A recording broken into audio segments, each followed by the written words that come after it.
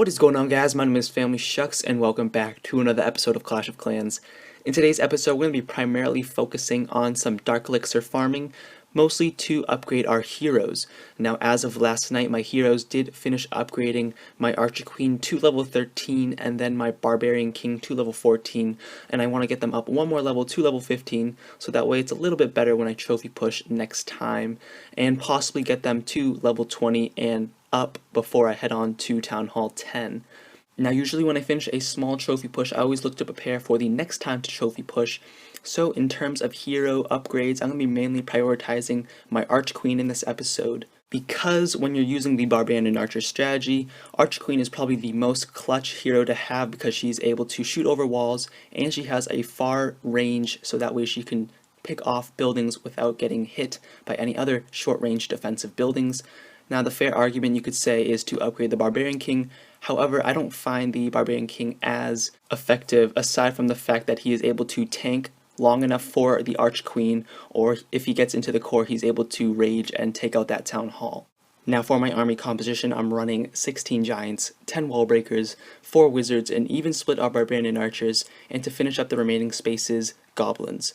This composition right here would probably be my second favorite Dark Elixir farming composition, aside from the Giant Healer strategy, because in the Giant Healer strategy, I'm able to have healers so that way I can carry less spells, and also I can carry more wizards for more damage in my composition to take out that Dark Elixir storage as quick as possible, and also I'm able to hit those much more tougher bases that have much more centralized Dark Elixir. But the reason I'm using this composition is because it's time efficient. I'm able to hit multiple 1000 plus offering bases multiple times every 20 minutes using this composition, and it's much more quicker compared to the Giant Healer strategy because I have to wait probably 30 minutes, 25 minutes for the whole Giant Healer army to complete.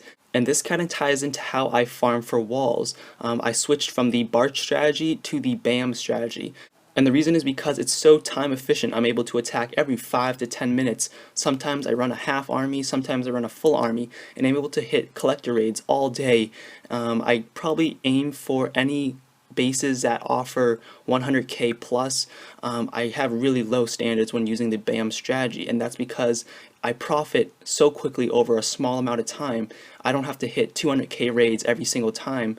Instead, I can just accumulate probably 100k raids every 5 minutes, and that's probably the same as searching 10 minutes for one 200k raid.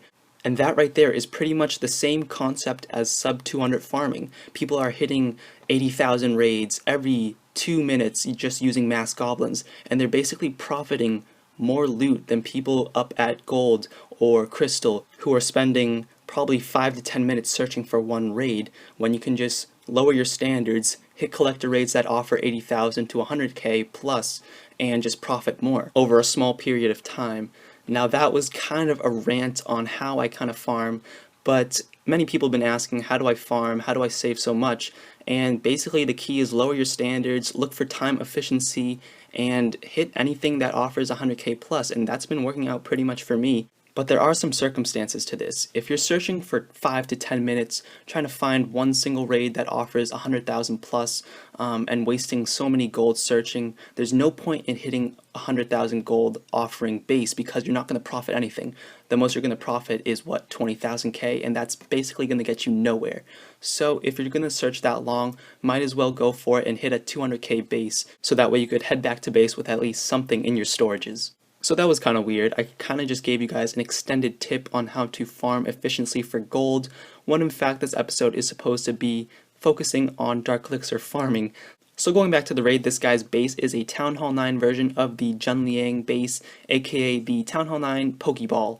And overall, this raid was fairly easy. All I had to do was enter from this corner right here that was really exposed and where his Dark Elixir was favoring one side, so that way it made it really easy for me to access his Dark Elixir. And this raid was right after the time where my Barbarian King and my Archer Queen finished upgrading my Archer Queen to 13 and my Barbarian King to level 14. And the deployment of my troops in this raid was pretty poor. They had no attraction to go into the center to get that DE as I intended, and I only salvaged the DE based based on those last archers that I had in my disposal.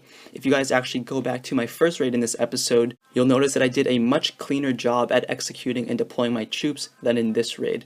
Now the reason being is because I was versing an anti-hog base, and I knew that the purpose of the anti-hog base was to have all the defenses on the outside, and it makes all the troops, all the defensive targeting troops go all around the base.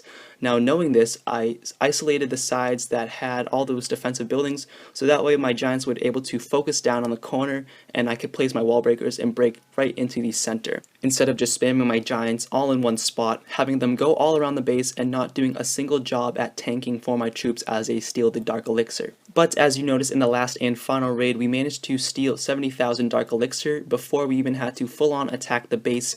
Now 70,000 Dark Elixir is enough to upgrade my Arch Queen to level 14, so as we head back to base, we'll upgrade her right away, look at her stats and stuff like that.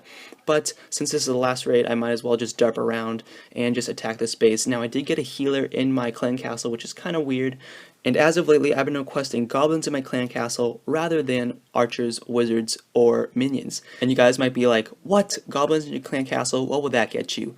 And trust me guys, because a majority of people in DTP are Town Hall 10 now, they're able to offer level 6 goblins, and trust me, level 6 goblins absolutely massacre resources. They destroy resources in about 2 seconds. And ask any Town Hall 10 who has level 6 goblins and has experience using them in raiding or as a farmer, and they'll agree with me that they're absolutely insane. Now in this raid I noticed that this guy's DE pumps were full, so I mainly attacked the pumps rather than the storages because it's just easy Dark Elixir to get, much more easier to attack because they're all exposed on this outside layer. Now after I finished up that last DE pump, I could have just ended the battle here. However, I just tried to get that last Dark Elixir storage just for good measure. Even though I knew that I had 0 troops left, I just derped around at the end because I knew that I was able to upgrade my Arch Queen with 70,000 Dark Elixir right there.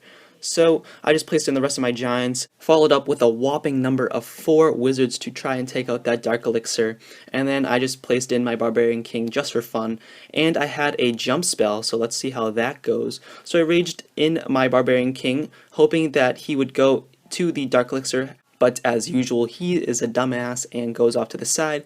Then I placed a jump spell hoping he would go and continue into that compartment as he does, and then he jumps back out. So I was just like, screw this, I'm done, ending this battle right now because I just don't want to kill my Barbarian King anymore. And that about sums up that raid. Got 900 DE, and then we head back to base, and I did change my base layout for a little bit.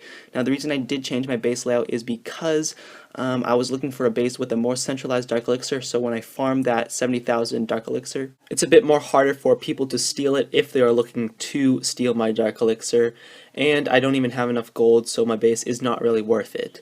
So then I placed down my Arch Queen, just looking at her, letting her come over and sleep as she's resting, looking at those stats, 192 for damage, and then she's going to increase once I get her to level 14 by 8, so I'm going to have her doing 200 damage and a lot more health, and then bam, level 14 Arch Queen coming in 6 days and 12 hours. And that about sums up this episode, so thank you guys for watching, and I'll see you guys next time. Peace.